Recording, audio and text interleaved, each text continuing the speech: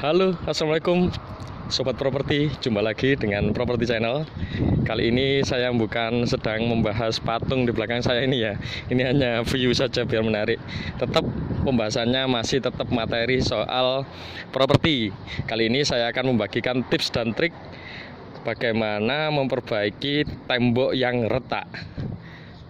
Ini menjadi salah satu masalah yang umum terjadi pada mayoritas tembok atau juga bangunan.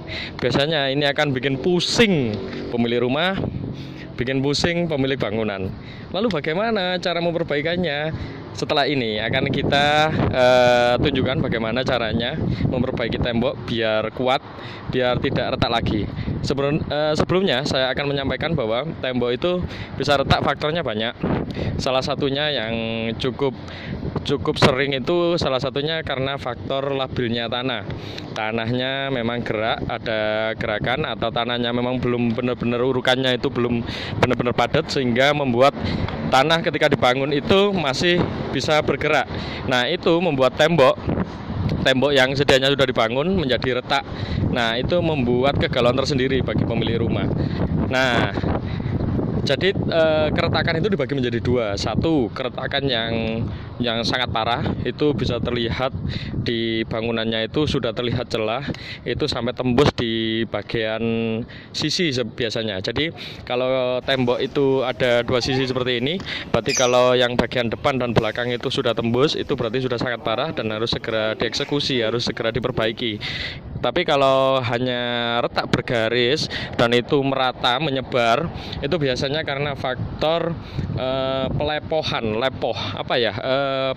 bangun ketika pemasangan pasir itu dilepoh, kalau istilah Jawa itu komposisi bahannya biasanya kurang pas.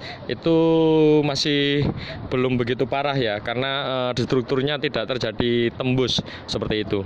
Selain saya akan membahas tembok, saya juga akan memberikan tips dan trik bagaimana mengetahui keramik ini sudah benar-benar dalam pemasangan yang baik, atau keramik ini sudah benar-benar dalam pemasangan yang baik, atau ada biasanya kalau orang Jawa itu istilahnya kopong pada bagian tertentu.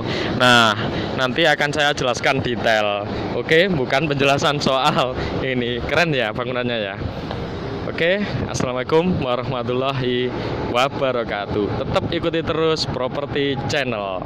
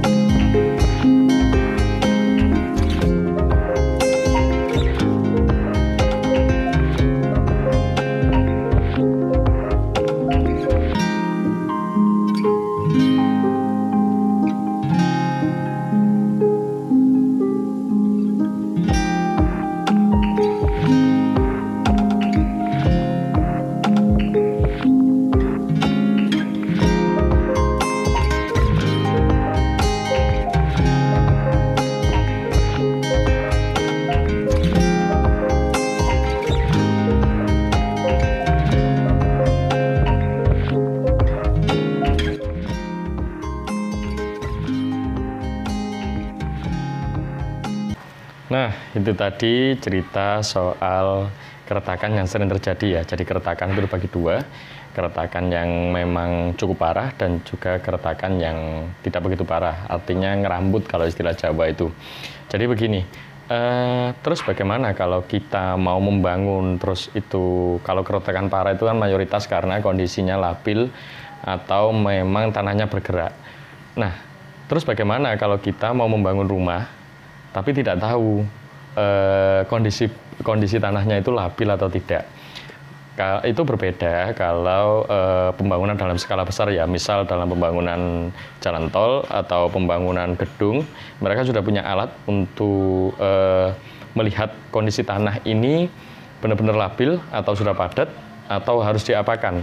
Dari hasil analisa itu akan ketahuan, misal kondisinya labil, harus bagaimana pondasinya itu. Nah, di situ karena dia menggunakan alat ya. Nah, terus untuk pembangunan rumah sederhana seperti apa? Jadi gini, ada trik cukup sederhana untuk mengetahui apakah tanah Anda ini masuk dalam kategori labil atau tidak, dalam kondisi kategori tanah yang bergerak atau tidak. Cara sederhana adalah coba dilihat dari radius, misal ini rumah Anda. Coba dalam radius di sekitaran Anda ini, coba dilihat apakah bangunan, jika ada bangunan rumah, itu retak-retak. Nah, coba ditanyakan langsung ke kanan kiri, ke tetangga, apakah kondisi tanahnya bergerak atau tidak. Nah, jika dirasa bergerak, tentu metode pondasi itu harus pas agar tanahnya tidak retak, agar bangunannya tidak retak, maksud saya begitu. Nah, itu metode paling sederhana. Jadi tanyakan ke kanan kiri dari posisi tanah yang akan dibangun rumah itu. Bisa ditanyakan ke kanan kiri rumah tersebut. Karena apa? Tanah dalam kontur labil itu biasanya nggak mungkin hanya sedikit. Rata-rata itu mereka berkelompok. Artinya begini. Jika di suatu daerah itu kondisi tanahnya retak, tanahnya retak, itu bisa terlihat, mereka pasti artinya radiusnya bisa cukup lebar. Nah, paling gampang adalah tanya kanan kiri dari rumah yang akan dibangun itu, dari tanah yang akan dibangun itu. Itu nomor satu. Nomor dua, ciri yang kedua adalah ketika dalam kondisi tanah masih kosong, misal kanan kiri nggak ada bangunan, cara yang terbaik adalah melihat tanah di daerah sekitar situ ada retakan tanah atau tidak.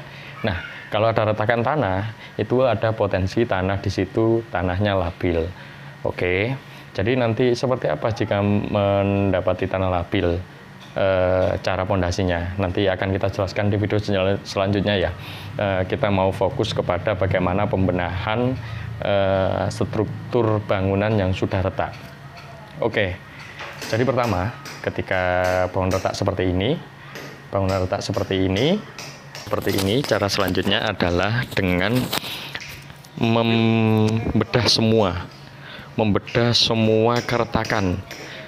Jadi retak ini harus dibongkar sesuai keretakannya, seperti itu. Nah, ini harus dibetel. Setelah itu nanti harus dikasih tulang. Kenapa? Agar retakannya tidak semakin melebar. Dikasih tulang itu nanti bisa dari besi, bisa menggunakan besi 8 atau bisa menggunakan besi 10, besi 12. Nah, posisi besi itu harus saling terkait. Jadi ketika posisi plus seperti itu ya, posisi plus, nanti kanan kiri itu dikaitkan antara keretakan yang kanan sama yang kiri, itu harus ditancapkan seperti itu. Yang tengah dikasih besi melintang seperti itu. Setelah semuanya terpasang, baru nanti ditutup menggunakan adonan bangunan seperti biasa, seperti itu. Nah, fungsi dari besi ini akan menjadi otot agar bangunan itu tidak semakin merekah seperti itu. Nah, oke. Ketika sudah terpasang besi itu, cara selanjutnya adalah membetulkan pondasi. Bisa membetulkan pondasi dulu atau bisa tapi lebih eloknya membetulkan pondasi dulu ya. Jadi pondasi itu nanti ketika tanah benar-benar labil, dan itu karena faktor gerakan tanah, pondasi yang sedianya awal sudah terpasang itu harus disuntik. Caranya ada dua. Satu, disuntik sebelah dari pondasi, nanti akan saya tunjukkan. Itu nanti dilobangi, diborpel istilahnya, dilobangi kira-kira 1,5 meter, bisa 2 meter, bisa 2,5 meter, tergantung asumsi dari tukang atau dari diri pribadi yang kondisi rumahnya rusak. Setelah itu dimasukkan besi pendukung, bisa dibuat melingkar seperti tabung seperti itu. Nanti bentuknya kalau istilah dalam proyek besar itu bentuknya kayak paku bumi seperti itu. Dimasukkan, ditancapkan, jadi di pas pondasi pas ketemu tulang-tulangan semua. Misal rata-rata tulangan untuk rumah itu 3 meteran. Nah, ditancapkan di situ semua. Kenapa? Fungsinya biar ketika ada tanah bergerak, pondasi ini juga cukup kuat. Jika dirasa perlu posisi borpel itu kurang, nanti bisa ditambahi pondasi dari besi cakar ayam kalau istilah bilang di Jawa seperti itu. Nah, itu nanti dicor dan disambungkan ke struktur lama. Nah, seperti contoh seperti ini.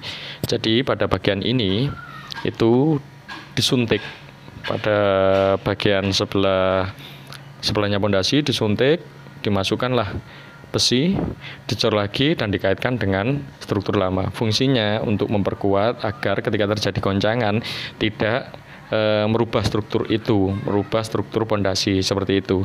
Jadi langkahnya itu nggak hanya cukup menutup pada bagian tembok ya, jadi bagian pondasi juga harus diselesaikan, karena jika tidak diselesaikan maka pergerakan itu akan terus bergerak. Nah, seberapa efektif ya tergantung dari posisi gerakan tanah itu. Jika semakin kuat ya maka pondasi yang dibangun harus semakin kuat. Nah, itu juga sama. Jadi bagaimana untuk mengetahui kondisi bangunan tanahnya labil itu kuat atau tidak? Ya paling tidak dilihat dari keretakannya. Kalau keretakannya benar-benar besar, ya maka pondasi yang ditancapkan, pondasi pendukungnya itu juga harus lebih kuat. Artinya kedalamannya bisa ditambah sekitar 2 meter, 2,5 meter, atau kalau perlu 3 meter seperti itu. Jadi fungsinya agar struktur bangunan itu tidak tergoyahkan lagi, kira-kira seperti itu. Oke, nah itu tips dan trik terkait keretakan bangunan. Oke, untuk tips selanjutnya adalah untuk mengenali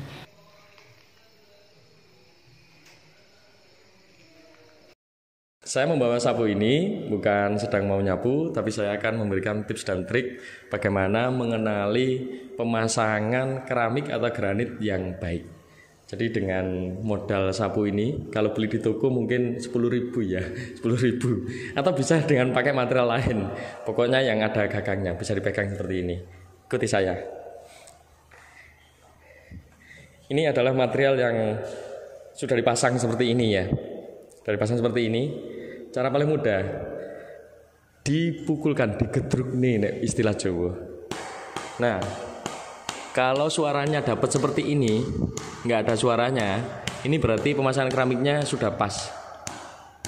Nah, kita coba ya, terus. Nah, kalau seperti ini berarti istilahnya kalau orang Jawa itu kopong. Nah, pada bagian sini, enggak. Nah, ini kopong ini pada bagian pojok ya. Nah, terus bagaimana mengatasi ini? Nanti saya akan memberikan tips cara mengatasi keramik yang kopong. Jadi